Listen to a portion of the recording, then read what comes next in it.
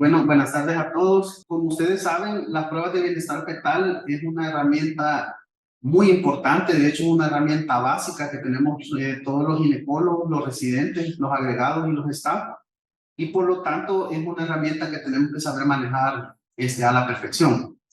De hecho, que un ginecólogo o que un residente no sepa interpretar un monitoreo es como que un cardiólogo no supiera leer un electrocardiograma, ¿verdad? No tendría ningún sentido y por lo tanto creo que no tendría ningún sentido las residencias o el aprendizaje.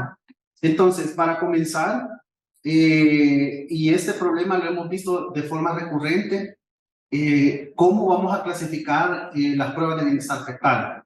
Sabemos que las pruebas de bienestar fetal se dividen en dos grandes grupos. Tenemos las pruebas de bienestar fetal anteparto y las pruebas de bienestar fetal intraparto. Como su nombre lo dice, si una paciente no está en trabajo de parto franco, no tiene más de 3 contracciones en 10 minutos, no está en fase activa, por lo tanto se considera que este es un monitoreo fetal anteparto. Y por lo tanto las pruebas y la categorización y la interpretación que yo le voy a dar va a ser completamente diferente. Entonces vamos a comenzar hablando de las pruebas de bienestar fetal anteparto. ¿Y cuál es el objetivo de hacer una prueba de bienestar fetal anteparto? Es identificar fetos con riesgo de muerte intrauterina o con riesgo de complicación neurológica por hipoxemia intrauterina lentamente progresiva e intervenir para prevenir tales resultados adversos. ¿Cuál es la base fisiológica de las pruebas de bienestar fetal?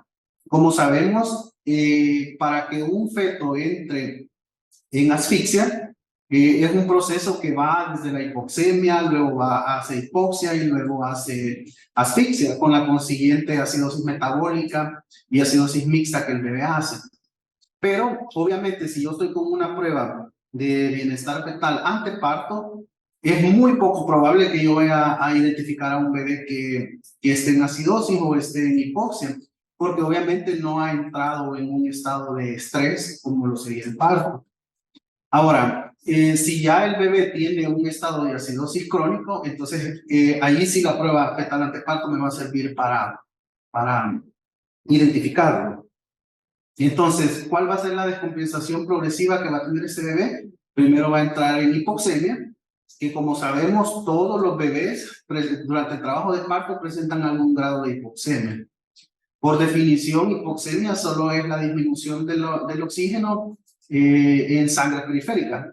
De ahí la hipoxia, que es el siguiente paso, es cuando hay falta de oxígeno en los tejidos periféricos, y la asfixia cuando ya hay una falta de oxigenación a nivel central.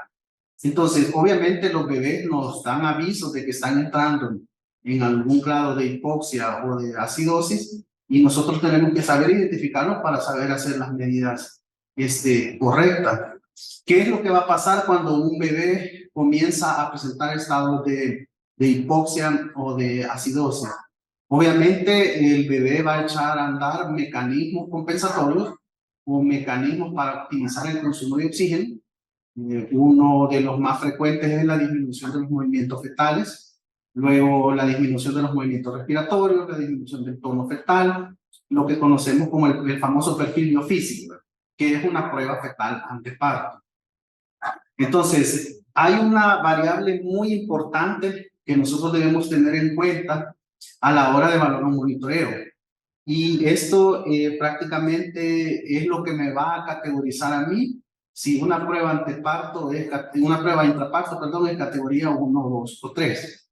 ¿Y cuál va a ser esa variable? La presencia de variabilidad en el monitoreo fetal. Y secundariamente la presencia de ascensos. Si yo tengo un monitoreo que tiene variabilidad, estoy completamente seguro de que ese bebé no está en acidemia y que tiene un estado fetal alentador. Si yo tengo un bebé que tiene ausencia de variabilidad, entonces ahí sí, yo tengo que ponerle mucha atención, porque si aparte de tener ausencia de variabilidad comienza con desaceleraciones, prácticamente ese bebé está en un estado premortem y es donde nosotros tenemos que actuar rápidamente. Entonces, ¿cuál es la eficacia de hacer estudios durante y antes del trabajo del parto? Se han realizado estudios observacionales donde se determinó que hay tasas más bajas de muerte fetal en pacientes que se sometieron a pruebas fetales versus las que no lo hicieron. Y hay tasas más bajas de muerte fetal en el embarazo de alto riesgo versus la población obstétrica general. Obviamente, todas las pruebas van a tener beneficios y también pueden causar daño. ¿Cuál va a ser el beneficio? Que vamos a poder identificar a los fetos en los que la intervención evitaría la muerte o resultados neurológicos adversos. ¿Y cuál puede ser el daño? Que yo tenga una prueba falsa positiva, por ejemplo, que yo tenga un monitoreo no reactivo y por lo tanto yo le haga una intervención que en ese momento el bebé realmente lo necesita y la no reactividad del trazo pueda deberse a otras situaciones y no necesariamente a acidemia fetal. Entonces, la ECO recomienda que las pruebas de bienestar fetal ante parto deben realizarse solamente a embarazos con alto riesgo de muerte fetal. Esto quiere decir que hay una tasa fetal superior a 0.8 por mil o con una razón de probabilidad de muerte fetal mayor de 2,0. ¿Qué quiere decir esto? Que no a todas las pacientes se les debe de indicar monitoreo fetal intraparto ni pruebas de bienestar fetal ante parto. Las indicaciones para indicar pruebas de bienestar fetal son claras y estas son las que EICO nos dice que deben de ser. Paciente con diabetes pregestacional o con diabetes gestacional con uso de insulina, porque la paciente sin uso de insulina, que solo la controlo con dieta, esa no necesita pruebas de bienestar fetal ante parto ni intraparto. Y de hecho, el protocolo del manejo de la diabetes hasta establece una meta diferente, una meta obstétrica para pacientes que solo son manejadas con dieta, diferente a las que son diabéticas pregestacional o usan insulina. Otra indicación de pruebas de bienestar ante parto son los trastornos hipertensivos del embarazo, la restricción del crecimiento intrauterino, el embarazo gemelar, sobre todo los embarazos monocoriónicos, diamnióticos o todas las variedades de los monocoriales, el embarazo posttérmino, una disminución de la actividad o los movimientos fetales, el lupus, el síndrome de fosfolípidos, la isoinmunización RH, el oligohidramnios y el polidramnios y la ruptura prematura de membranas pretérminas. De ahí, el criterio clínico de los médicos y de los ginecólogos, obviamente, cuando nosotros estamos frente a una paciente, lo que vamos a tomar la decisión somos nosotros. Y si mi criterio clínico me dice que yo debo de monitorizar a esta paciente, pues debo de hacerlo, porque yo debo de individualizar cada caso. Entonces, vamos a empezar a hablar de las pruebas de bienestar fetal ante parto. Aquí no nos vamos a detener mucho, sino que realmente nos vamos a concentrar más en las pruebas de bienestar fetal intraparto. Entonces, ¿cuáles van a ser las pruebas de bienestar fetal ante parto? Tenemos el conteo de los movimientos fetales, tenemos el NST, o la prueba sin estrés, tenemos el perfil biofísico y tenemos la flujometría Doppler de la arteria umbilical, que esa no la vamos a tocar en esta ocasión. Entonces, los movimientos fetales son perceptibles por la mamá alrededor de las 16 a 20 semanas y varían según la hora del día y la edad gestacional. Típicamente las pacientes nos manifiestan, las usuarias nos manifiestan que ellas sienten más movimientos después de las 9 de la noche, cuando ya están acostadas y están tranquilas, ahí es que ellas sienten que los bebés se mueven más. La cantidad y la calidad normal nos van a asegurar una integridad funcional de los sistemas de regulación fetal. Cuando hay hipoxemia leve, hay una disminución de movimientos fetales por redistribución de flujo a órganos vitales. Como nosotros podemos recordar, al inicio dijimos de que el bebé va a echar a andar mecanismos de protección y uno de ellos es que va a redistribuir el flujo sanguíneo y va a dejar de hacer cuestiones que no son prioritarias. Por ejemplo, moverse o los movimientos respiratorios son los primeros que se van a empezar a alterar. Cuando ya hay una hipoxemia severa y un daño prolongado, entonces ahí ya tenemos un daño orgánico bastante importante, lo que precede a una muerte fetal. Entonces, ¿cuándo vamos a considerar normal los movimientos fetales? Vamos a recomendarle a nuestra paciente que utilice el método de contar hasta 10. ¿Y eso qué quiere decir? Ella tiene que percibir al menos 10 movimientos fetales durante hasta 2 horas, cuando la madre está en reposo y concentrada, en contar, o sea, ella debe contar 10 movimientos fetales en 2 horas. La percepción de al menos 10 movimientos fetales durante 12 horas de actividad materna normal, o sea, durante el día, porque más que todo, nosotros tenemos, hay una población muy importante de pacientes que trabajan en maquilas, por ejemplo, que obviamente ya no tienen el chance de acostarse durante el día a ver si el bebé se mueve o no, pero que ella durante 12 horas sienta que se movió el bebé 10 veces, eso se considera normal. Percepción de al menos 4 movimientos fetales en 1 hora, cuando la madre está en reposo y concentrada en frontal, y percepción de 10 movimientos fetales en 25 minutos en embarazo de 22 a 36 semanas y 35 minutos en embarazos de 37 o más semanas de gestación. Si ella cumple con estos criterios, se considera que el bebé está en un perfecto estado de salud y por lo tanto no hay indicación de hacer otras pruebas. ¿Cuáles van a ser las causas por las cuales una paciente pueda referir que hay disminución de movimiento fetal? Primero, el ciclo vigilia-sueño. Esto es algo muy importante. Recordemos que los bebés, al igual que los adultos, tienen que dormir. Entonces, normalmente el bebé tiene ciclos de sueño que duran hasta 40 minutos, entre 40 y 60 minutos. Por lo tanto, si el bebé no se ha movido en la última hora, eso no tiene que generar preocupación, porque probablemente durante los siguientes minutos el bebé se comience a mover. Medicamentos maternos que atraviesan la placenta, eso es muy importante. El tabaquismo, la edad gestacional temprana y la presencia de oligograma. Estas situaciones son las que pueden producir que haya una disminución de movimientos fetales y hay que preguntarle a la mamá si ella está pasando por uno de estos o si ya pasó más de 1 hora y el bebé no se mueve. Entonces, si yo tengo una paciente que me llega con disminución de movimientos fetales, lo que debo hacer es tomarle un test sin contracciones, o sea, un NST, idealmente en las primeras 2 horas, y si persiste la hipomotilidad fetal, entonces tengo que hacer un perfil difícil. Tengo que complementarlo con un perfil difícil.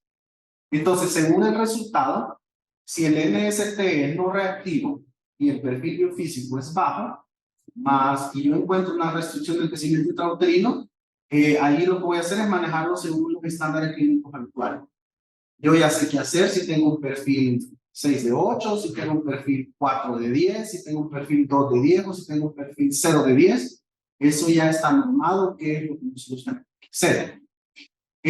Si hay un retorno a la actividad fetal normal y las pruebas de bienestar fetal están normales, entonces vamos a reanudar la atención prenatal de rutina con el seguimiento que ya debemos establecer. Si la disminución de los movimientos fetales persiste a pesar de las pruebas normales, entonces allí sí está indicado que yo pueda inducir el parto si ya tiene más de 39 semanas. Y si tiene menos de 37 semanas, debo tomar un monitoreo fetal y ultra 2 veces por semana y de acuerdo al resultado de estas pruebas, valorar si voy a proceder o no a inducir el parto. Ahora vamos a hablar del NST. ¿Cuáles son los objetivos que yo persigo al hacer un NST? Identificar fetos en riesgo de lesión hipóxica o muerte e intervenir en estos efectos adversos. Identificar fetos normalmente oxigenados para que el embarazo pueda continuar de manera segura y evitar intervenciones innecesarias. Un resultado normal a veces se asocia a resultados fetales adversos y un resultado normal generalmente se asocia con un feto neurológicamente intacto y adecuadamente oxigenado.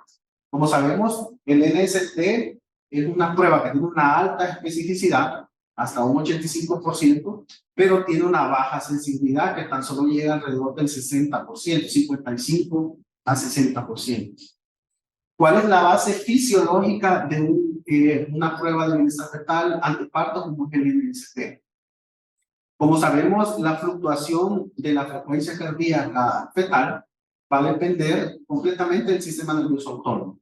Esta es una correlación que hay entre el sistema nervioso simpático, que se encarga de aumentar la frecuencia cardíaca fetal, y el sistema nervioso parasimpático, por medio del nervio vago, que se encarga de disminuir la frecuencia cardíaca. La oxigenación depende de la transferencia adecuada de oxígeno del medio ambiente de oxígeno fetales, y la interrupción de esta oxigenación va a producir hipoxemia fetal.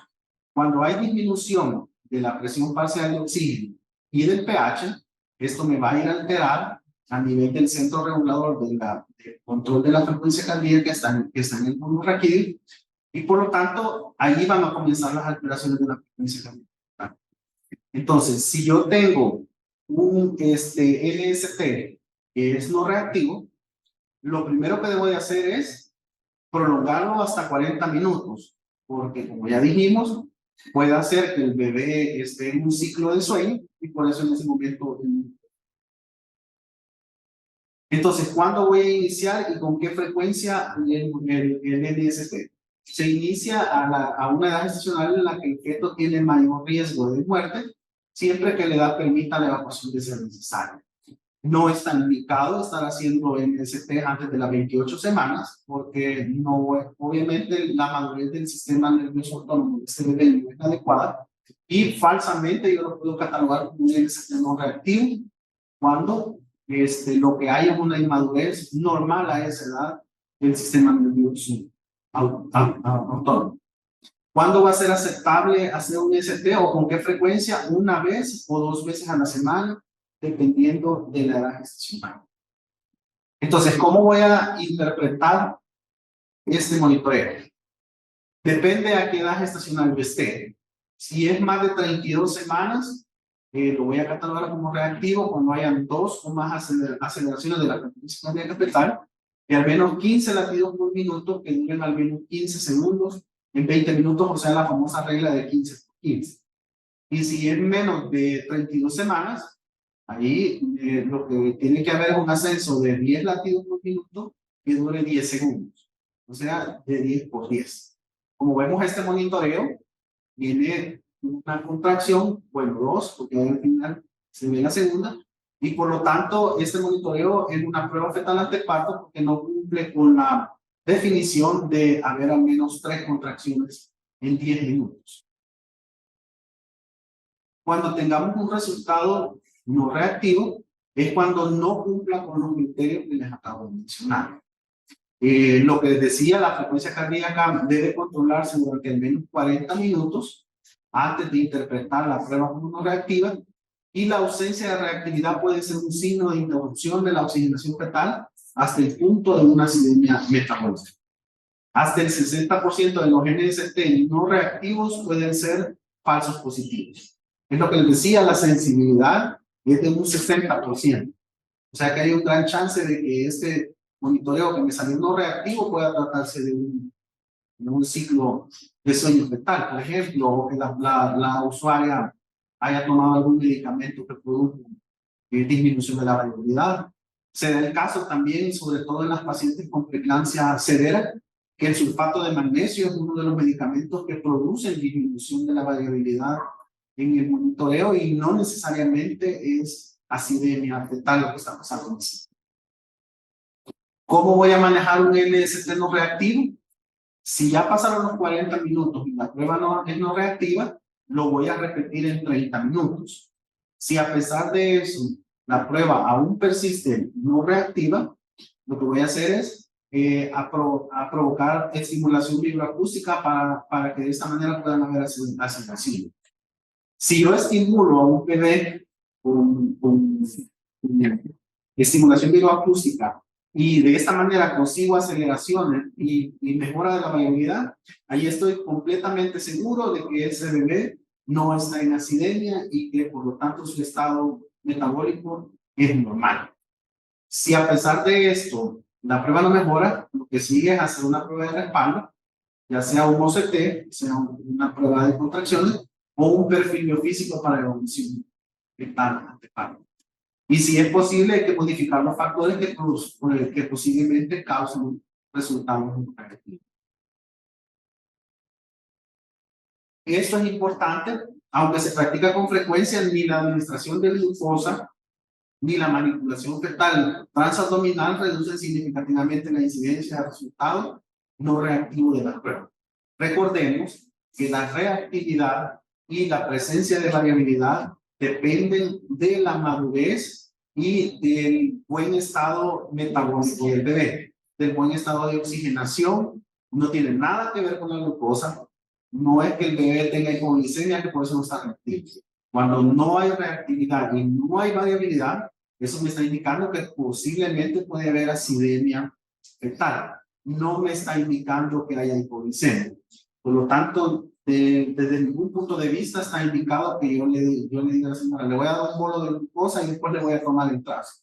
Eso no va a tener ningún efecto. Probablemente lo que coincide es que todo lo que la señora se tomó la glucosa, el bebé se despertó porque estaba dormido y de ahí ya los trazos salen reactivos. Pero en ningún momento, en ninguna literatura está recomendado la administración de glucosa para el manejo en ese tipo de terapia.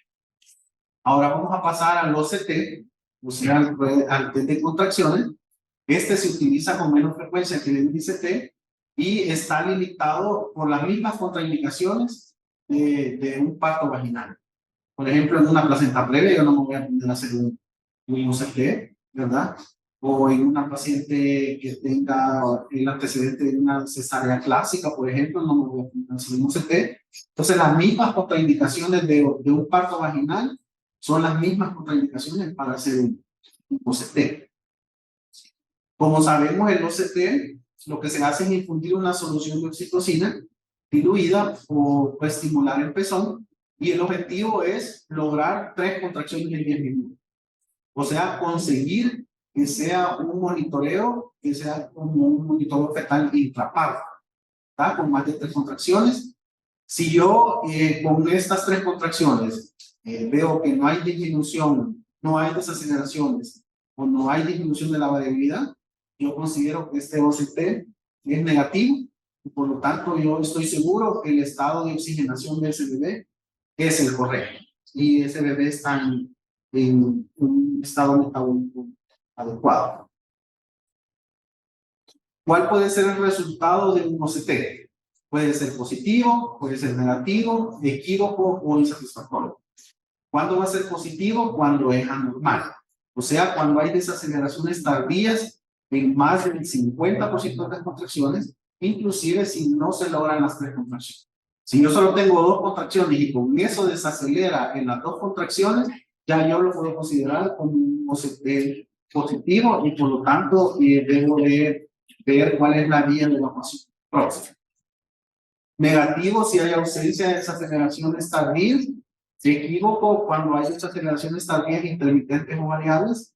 E insatisfactorio cuando yo no consigo tener más de 3 contracciones y por lo tanto no puedo decir que esto es un OCT negativo. Diferente es que si yo con 2 contracciones que consiga tengo desaceleraciones, ahí sí lo puedo catalogar como un OCT positivo o anormal. ¿Cuál va a ser la evaluación, perdón, de los embarazos con OCT positivos? Esto lo que me va a indicar es que hay una alta posibilidad de que este bebé tenga infección fetal y la indicación es proceder al parto según sea el escenario clínico. Ahora ya hablamos, vamos a entrar a la última parte de la charla, que es las pruebas de bienestar fetal intraparto. Sabemos que el trabajo de parto normal tiene que haber contracciones uterinas regulares que provocan reducción del flujo a los espacios intervellosos y una interrupción de la oxigenación total. La mayoría de fetos toleran bien estos periodos de hipoxemia por los mecanismos compensatorios y porque la placenta tiene una adecuada reserva. ¿Cuándo va a ser la excepción? Cuando haya insuficiencia uteroplacentaria preexistente y cuando hayan factores de riesgo intraparto. Generalmente el monitoreo fetal electrónico se realiza de forma continua y si las condiciones de la madre lo permiten, se puede realizar cada 30 minutos para permitir que la usuaria deambule. En embarazos de bajo riesgo puede hacerse uso de la ocultación de la frecuencia cardíaca fetal intermitente cada 15 minutos en la fase activa y cada 5 minutos en la segunda etapa. Hay muchos estudios y hay metaanálisis que dicen que no existe una diferencia significativa entre utilizar ocultación fetal intermitente o hacer el monitoreo fetal. De hecho, la única relación directa que se ha establecido es que el monitoreo fetal electrónico aumenta las tasas de de evacuación vía abdominal. De ahí no existe ventaja de uno sobre el otro. Cuando son embarazos de alto riesgo, el Colegio Americano de Obstetras y Ginecólogos recomienda que la monitorización electrónica continua de la frecuencia cardíaca o la ocultación intermitente son aceptables en pacientes sin complicaciones. Ellos no dan una directriz o prefieren un método sobre el otro, prefieren que ambos métodos son válidos. Entonces, estas son definiciones de las características que debe tener un monitoreo fetal. Recordemos que hay ciertas cualidades que tiene un monitoreo fetal, tenemos la presencia de variabilidad, de aceleraciones, actividad cardíaca y desaceleraciones, que son las 4 cosas que yo debo de evaluar en un monitoreo fetal en la parte. Entonces, la variabilidad, como sabemos, se clasifica en variabilidad ausente, variabilidad mínima, moderada y variabilidad marcada. Esto, por definición, la variabilidad ausente es cuando no hay ausencia completa de variabilidad. La variabilidad mínima es cuando hay una amplitud de 0 a 5 latidos por minuto. La variabilidad moderada es de 6 a 25 minutos. Y la variabilidad marcada es una amplitud mayor de 25 latidos por minuto. El término de variabilidad a largo plazo y a corto plazo, ese ya no se utiliza, sino que ahora usted simplemente describe qué tipo de variabilidad tiene y con eso es suficiente.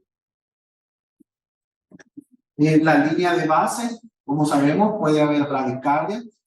Como ya sabemos, el rango normal de la frecuencia cardíaca fetal es entre 110 y 160 latidos por minuto.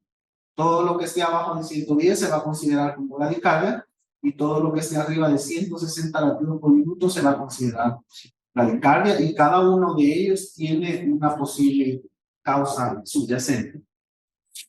Las aceleraciones, ya definimos el criterio de las aceleraciones. Si hay más de 32 semanas de gestación, vamos a utilizar el criterio de 15 por 15, y si es de menos de 32 semanas, de 10 por 10. Ahora, las desaceleraciones, como sabemos, hay 3 tipos de desaceleraciones. Están las desaceleraciones tempranas o precoces, están las desaceleraciones tardías y están las desaceleraciones variables. Cada una de ellas tiene una fisiopatología completamente diferente. Una desaceleración precoz, por ejemplo, se relaciona con compresión de la cabeza fetal. Como sabemos, la dura madre tiene una amplia inervación parasimpática y, por lo tanto, al haber compresión de la cabeza fetal, se activa el parasimpático y el vago, y viene a ser una disminución de la frecuencia cardíaca fetal que coincide con el acné de la contracción.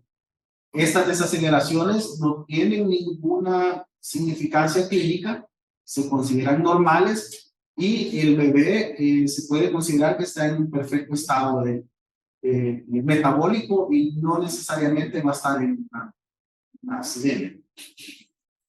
Estas sí nos deben de preocupar. Las desaceleraciones tardías, porque estas son las que se relacionan con una falla en la reserva placentaria, entonces una falla en la oxigenación útero-placentaria.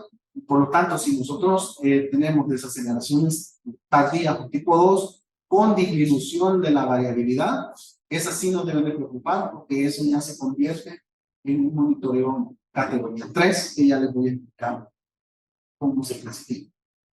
Y las desaceleraciones variables, estas no tienen ninguna relación con las contracciones, y típicamente estas se relacionan con compresión del cordón umbilical. Entonces, las desaceleraciones tempranas y las variables prácticamente se dan por un factor mecánico, que es de compresión, y en cambio las desaceleraciones tipo 2 se da por un mecanismo de falta de oxigenación o un mecanismo de acidemia fetal. Tenemos el patrón sinusoidal, que es un monitoreo bien clásico. Yo creo que una vez uno mira o tiene enfrente un monitoreo sinusoidal, nunca se le olvida porque es un monitoreo bastante característico y este prácticamente se relaciona como un signo ominoso de muerte fetal. Si nosotros tenemos un patrón sinusoidal, hay que procurar la vía más rápida del parto en ese momento porque ese bebé muy probablemente tiene acidemia fetal y probablemente va a tener un pH del cordón de sangre del cordón umbilical abajo de 7, lo cual es da muy mal pronóstico. ¿Cuál es la clasificación que se mantiene hasta estos días de los monitoreos fetales extraparto? Esto prácticamente es lo más medular de la charla y es lo que debemos de recordar para poder catalogar los monitoreos cuando tengamos a las pacientes extraparto. Pueden ser categoría 1, categoría 2 y categoría 3. Los categoría 1 se consideran que son los monitoreos normales. En eso no hay que hacer ningún tipo de maniobra y eso pueden seguir la evolución normal del parto. Los categoría 3 y los categoría 2, ahí sí tenemos que realizar acciones.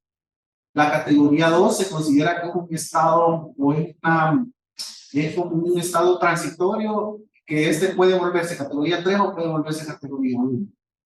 Y los monitoreos categoría 3, obviamente, son los monitoreos que me están indicando que hay muy alta probabilidad que este bebé tenga acidemia fetal. Entonces, ¿qué características tiene que cumplir un monitoreo para ser catalogado como categoría 1? Una frecuencia cardíaca entre 110 y 160, variabilidad moderada, aceleraciones presentes o ausentes, desaceleraciones tempranas presentes o ausentes y desaceleraciones tardías ausentes. Si ustedes se fijan, prácticamente la categoría 1 viene siendo todo lo contrario de la categoría 3. ¿Y cuál va a ser el parámetro más importante para catalogar a un monitoreo como categoría 1, 2, 3? Es la presencia de variabilidad y de aceleración.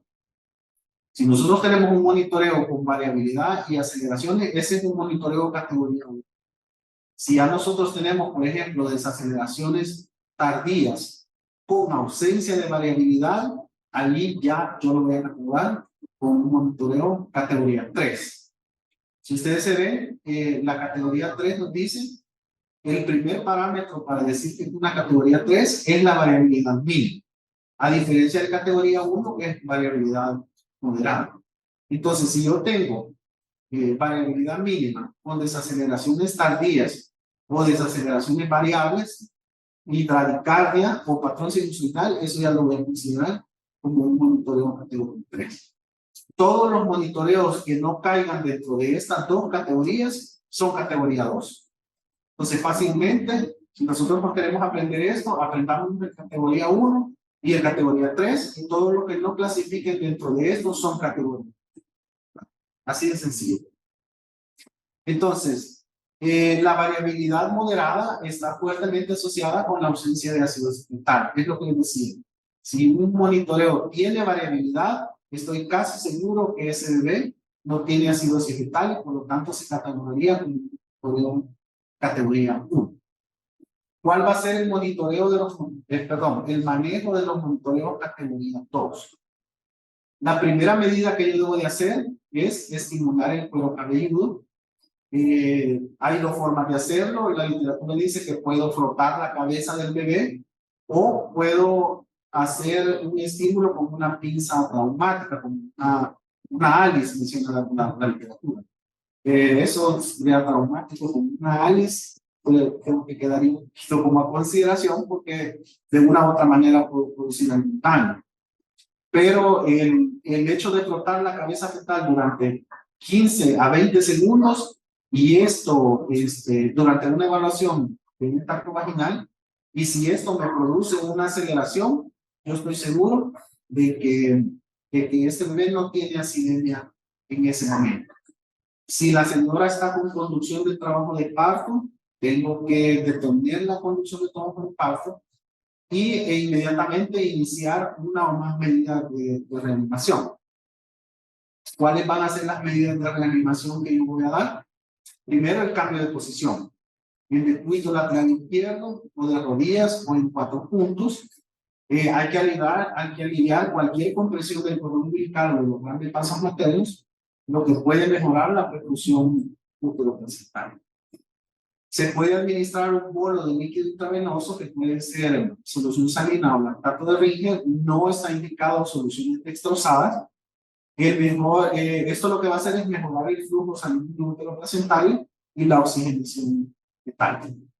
Hay que tener precaución en pacientes que puedan tener una sobrecarga de volumen, pacientes cardiópatas, por ejemplo. Hay que tener mucho cuidado a la hora de reanimarlas. Y se debe evitar utilizar soluciones sin glucosa para evitar hipoglicemia fetal, acidosis o hipoglicemia mental. Entonces, lo que eso no quiere decir es que solamente debo de reanimar con lactato de Ringer o con solución sanguínea. La siguiente medida es suspender los uterotónicos para mejorar el flujo sanguíneo uteroplacental, que se reduce, que de esta forma yo voy a reducir las contracciones y voy a mejorar la oxigenación fetal. Si yo tengo un monitoreo con taquisistolia y yo estoy viendo ya alteraciones de la frecuencia cardíaca fetal, allí lo que debo de hacer es administrar un propolítico. Podemos utilizar atosiban, si lo tenemos en nuestros centros. Ya sabemos que las contracciones prolongadas que siguen el mecanismo compensatorio pueden reducir el flujo sanguíneo uteroplacental fetal. La relajación uterina puede mejorar el flujo sanguíneo y a su vez la oxigenación fetal. Regularmente las mamás que tienen taquisistolia y los bebés tienen alteración de la frecuencia cardíaca fetal, al disminuir la cantidad de contracciones se puede mejorar la perfusión uteroplacental y por ende va a mejorar el monitoreo. El oxígeno suplementario. El oxígeno solo está indicado en aquellas pacientes que nosotros sospechemos hipoxemia materna. De ahí no tiene ningún papel en la reanimación fetal en embarazadas que tengan una función respiratoria normal, y si es necesario lo vamos a utilizar con mascarilla de reservorio, no con bigotera, no solo con mascarilla de reservorio. Yo creo que alguien había hecho ya esta pregunta, aquí se la estamos contestando ya. No hay indicación de utilizar oxígeno para reanimar a todas las pacientes. ¿Sí? Excepto aquellas que yo sospecho que la hipoxemia es de origen materno. Ahí sí, ¿verdad? De lo contrario. Teniendo en cuenta la etapa y el progreso del parto para determinar la intervención quirúrgica y la urgencia de la intervención, y no hay consenso con validez científica sobre el tiempo que se debe mantener en vigilancia. La mayoría de la literatura menciona de que si yo detecto un monitoreo categoría 2, tengo 30 minutos para determinar si yo voy a proceder a una cesárea o si es un parto vaginal inminente o qué es lo que voy a hacer. No lo dan como una recomendación fuerte, pero sí dice que idealmente las acciones deben tomarse dentro de los 30 minutos.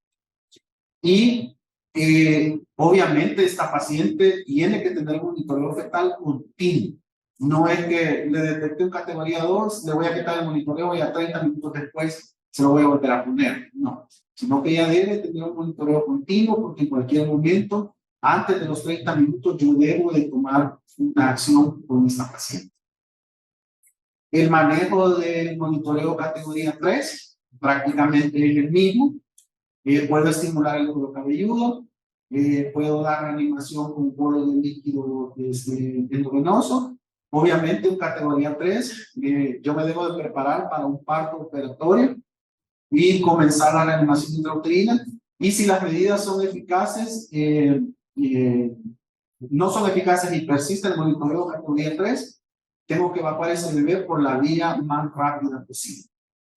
Y el juicio médico juega un papel importante en la evaluación de la causa probable del patrón categoría 3 y la elección de las intervenciones adecuadas para el entorno específico del paciente, la evaluación de la respuesta a esas intervenciones y el momento de la cesárea, que puede ser por parto vaginal asistido o por cesárea, dependiendo de la dilatación que tenga el paciente.